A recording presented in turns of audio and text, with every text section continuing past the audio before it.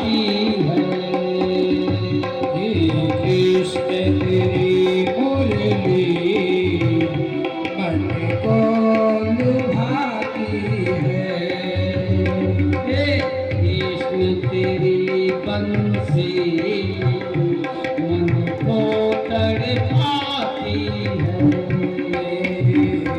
कृष्ण तेरी बंसी मन को तड़पाती है। बांसुरी होकर के जितना तड़पाती है। बांसुरी होकर के जितना तड़पाती है। श्याम तेरी बंसी मन को लुभाती है। श्याम तेरी बंसी मन को लुभाती है। सोने की होती तो क्या करती ये बंसी। सोने की होती तो क्या करती ये बंसी। बांसुरी होकर के मन को तड़पाती है। बांसुरी होकर के मन को तड़पाती है।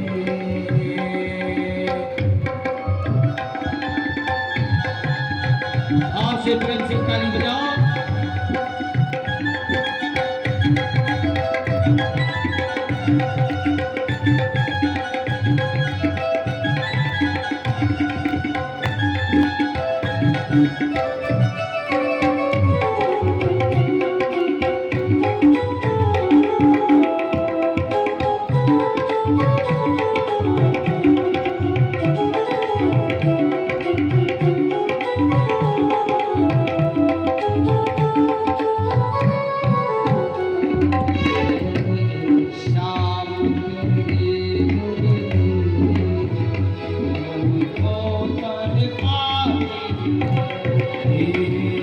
श्याम तेरी मुरली मन को तड़पाती है।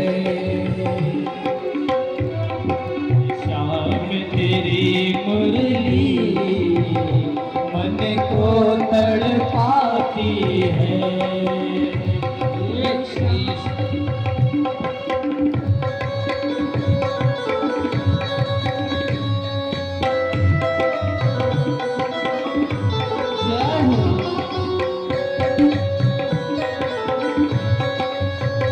सभी लोग मेरी ताली बजाइए। जितने लोग बैठे हैं सभी लोग मेरी ताली बजाइए। जय हो राधे।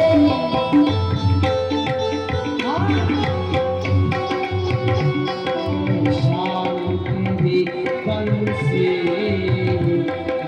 को लुभाती है। श्याम तेरी बंसी मन को लुभाती है। यदि गोरे होते तो क्या करते मनमोहन। यदि गोरे होते तो क्या करते मनमोहन। यदि गोरे होते तो क्या करते मन माधव।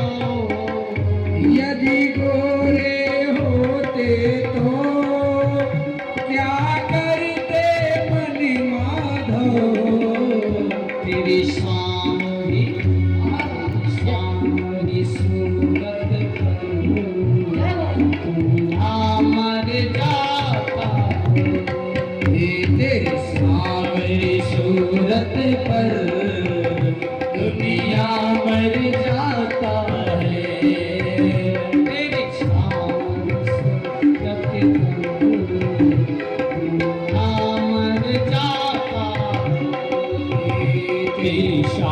सावरी सूरत पर दुनिया पर जाता है।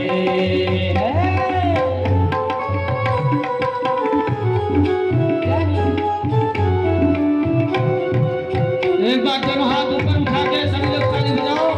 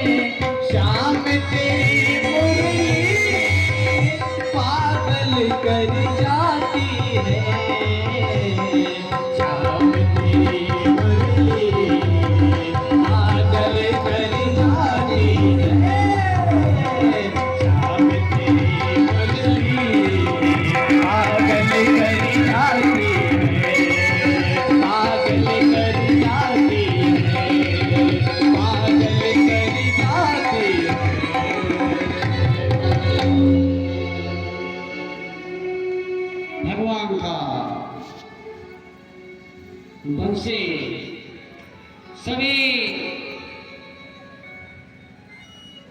उसका वादन सबको आनंदित कर देता है।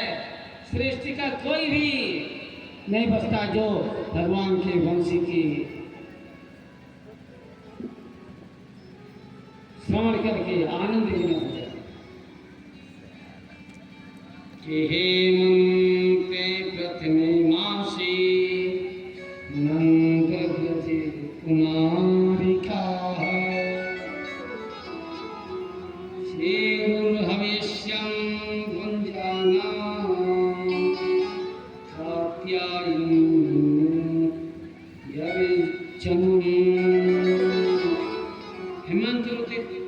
हेमंत ऋतु के प्रथम मास में नंद बाबा के गोकुल की जो भी कन्याएं हैं वो सब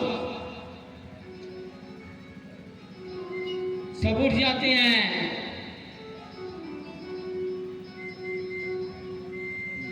रात में उठकर 4 बजे जाती हैं, यमुना में स्नान करती हैं और देवी का पराशक्ति का पूजन करती हैं कि कात्यायनी महामाये महायोगिन्यधीश्वरी नंद गोपसुतं देवीं पतिं ते कुरुते नमः। और जा करके यमुना में स्नान करती हैं। सब गोपियां और माँ कात्यायनी देवी का पूजा करती हैं कि हे माँ मुझे श्री कृष्ण पति के रूप में प्राप्त हो।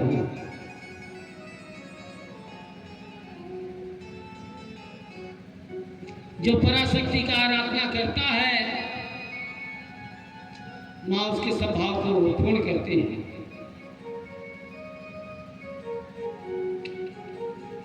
तो यमुना में स्नान कर रही थी। बिना वस्त्र के भगवान श्री कृष्ण गए और कदम के वृक्ष पर सब उनके वस्त्र को उठा करके लेकर के चले गए। तब तक देखा भगवान कृष्ण सब गोपियों के वस्त्र लेकर के चले गए हैं। बोले तुम सब लोग लेके जाओ। बोले आपने वरुण देव का अपमान किया है। धर्मशास्त्र में निषिद्ध है नग्न होकर के स्नान नहीं करना चाहिए। तुमने गलती किया और दोबारा कभी ऐसी गलती मत करना। भगवान ने ऐसा समझाया और सब कन्याएं समझ गई, सब गोपियां समझ गई। और भगवान ने उनसे कहा कि आने वाली रात्रि में हम तुम्हारे साथ में रास विहार करेंगे। उसके बाद भगवान गौओं को चराते हुए आगे निकल जाते हैं। उनके साथ ग्वाल बाल हैं, वृक्ष उनको छाया प्रदान करते हैं। और धूप थे, गर्मी के दिन थे। भगवान सभी ग्वाल बाल बछड़े चराते चराते दूर निकल गए और बहुत जोर से उनको भूख और प्यास लगाया। बहुत जोर से भूख और प्यास लगा, बहुत जोर से भूख और प्यास लग गया। कृष्ण और बलराम के पास में आए तो भगवान कृष्ण ने कहा ग्वाल वालों यहाँ से थोड़ी दूरी पर आंग्रस गोत्र के ब्राह्मण लोग सब लोग यज्ञ कर रहे हैं, तुम चले जाओ वहां उनसे भोजन मांगो। जब वहां गए तो सभी ब्राह्मण लोग स्वाहा स्वाहा में लगे हुए थे। बोले भगवान कृष्ण बलराम यहाँ थोड़ा दूर आ गए हैं, उनको भूख और प्यास लगाए हम लोग उनको खाने के लिए। तो ब्राह्मण लोगों ने ध्यान नहीं दिया उनके खाने पीने की। तो सभी ग्वाल वाल लौट करके जब आए भगवान कृष्ण के पास में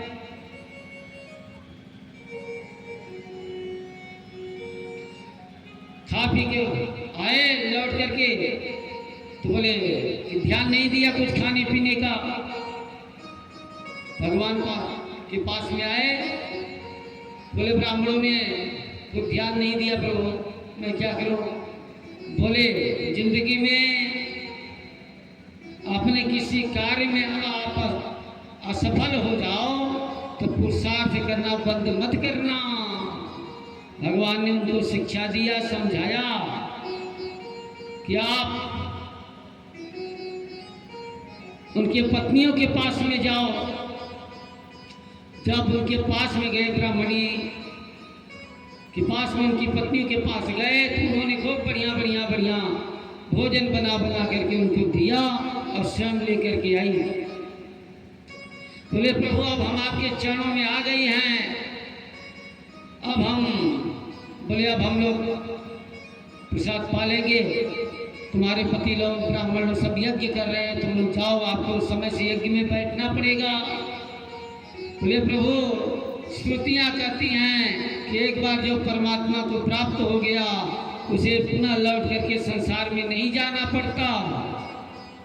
बोले प्रभु आपने ही तो कहा है कि ना तद्भासयतो सूर्यो न शशांको न पावकः यद गत्वा न निवर्तन्ते तद्धामं परमं मम। बोले प्रभु आप कहते हो ना कि जिससे सूर्य चंद्रमा सब प्रकाशित होते हैं वही मेरा परम धाम है। तो बोले प्रभु जब आपके चरणों को मैं प्राप्त हो गई हूँ, आपके पास में आ गई हूँ, अब हम लौट करके नहीं जाएंगी। भगवान कहने नहीं तुम सब लोग जाओ, वहाँ तुम्हारे पति इंतजार कर रहे हैं, अब तुम समय से अपना यज्ञ पूर्ण करो जाओ। भगवान ने सुंदर सुंदर प्रसाद खाया पिया और जब लौट करके ब्राह्मणों की पत्नियां गई तो ब्राह्मण लोग उनमें कोई दोष दृष्टि नहीं कर पाए। भगवान ने कहा गोपियों अब तुम, भगवान ने कहा तुम लोग घबराओ नहीं, जाओ।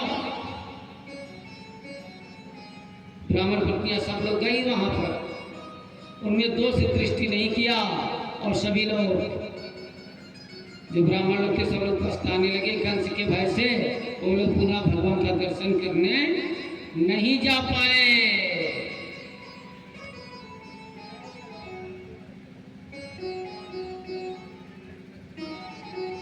कि नहीं जा पाए। भगवान की महिमा, भगवान की लीला अपरंपार है। भगवान की महिमा का गान कोई नहीं कर सकता है।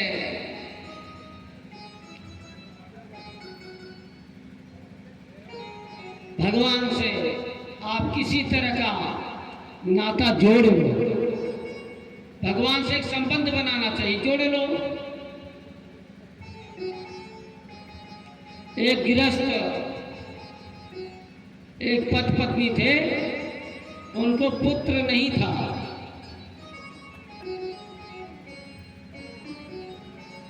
उन्होंने भगवान को अपना पुत्र मान लिया कि भगवान ही मेरे पुत्र हैं।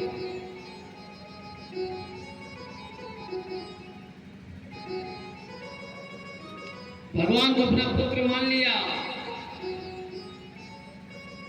कि हमारे बालक हैं, और मानसी पूजा करने लगे। गुरु जी ने बताया कि तुम मानसी पूजा करो और भगवान को अपना पुत्र मान लो।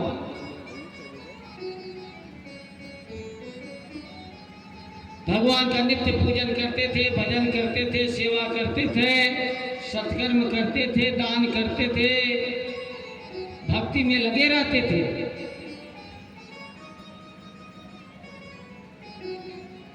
पुण्य कर्म में हमेशा लगे रहते थे। भगवान ने धन दिया है तो धर्म का काम करो।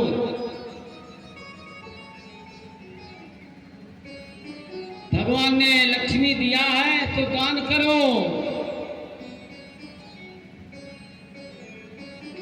और जो पुण्य कर्म नहीं करेगा, धर्म का काम नहीं करेगा, भगवान का काम नहीं करेगा, तो भगवान उसके धन को धीरे धीरे छीन लेते हैं। भगवान ने आपको धन दिया तो धर्म का काम करो, परमात्मा का काम करो। आप ईश्वर का काम नहीं करोगे तो भगवान धीरे से आपसे अपना सब छीन लेंगे।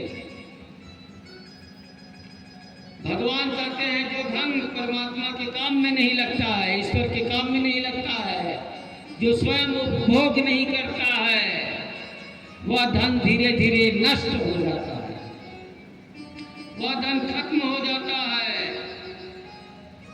जो दान नहीं करता, समर्थ होकर के भी जो दान नहीं करता, बोले वो नरक में जाता है। ऐसा शास्त्र कहता है। दान न करने वाला व्यक्ति अगले जन्म में दरिद्र होता है। जो दान नहीं करता वो दरिद्र होता है, और फिर वह दरिद्र और पापी हमेशा बनता रहता है जो दान नहीं करता है।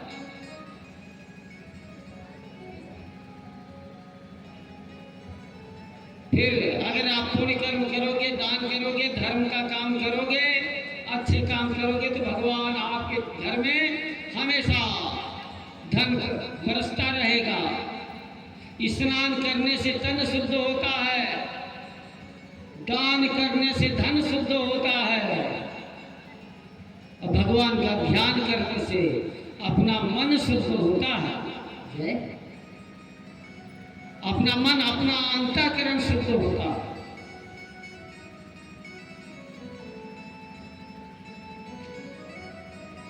अपना हृदय प्रसन्न होता है।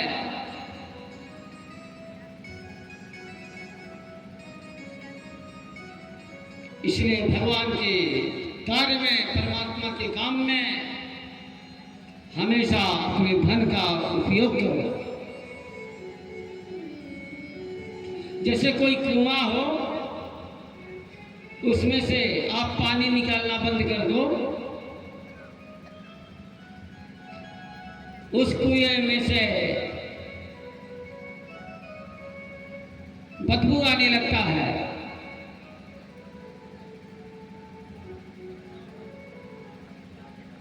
ऐसे ही किसी घर में धन आता रहे, धन आता रहे, आता रहे,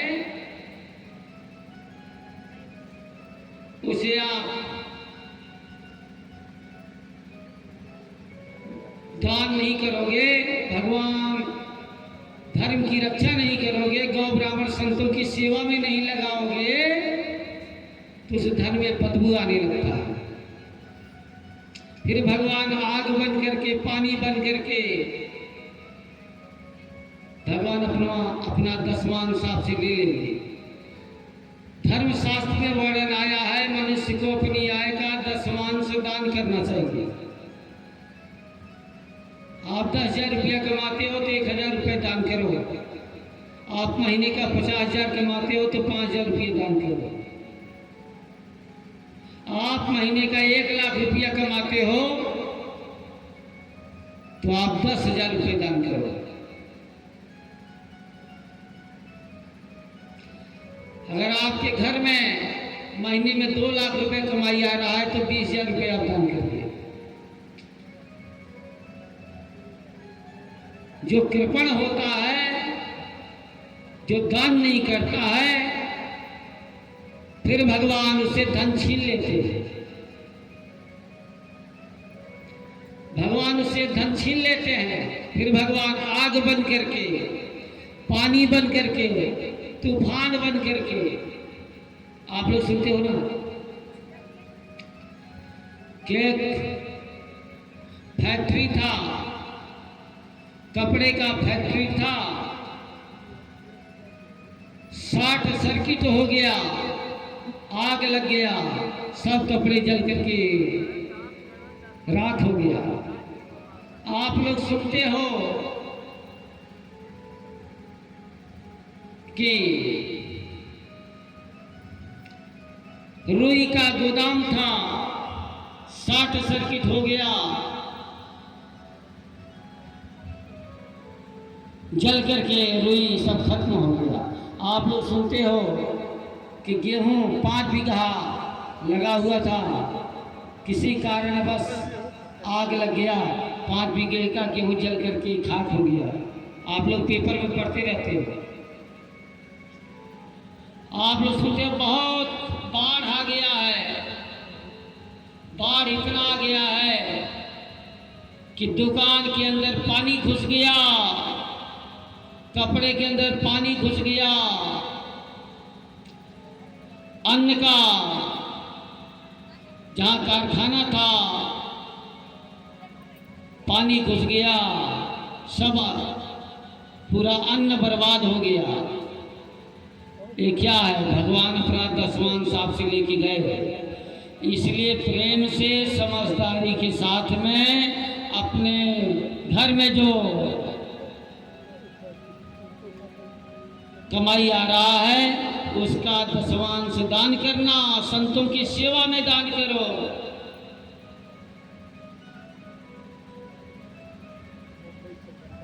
एक सेठ जी थे गंगा जी में, रोज खीर बना बना करके छोड़ देते थे।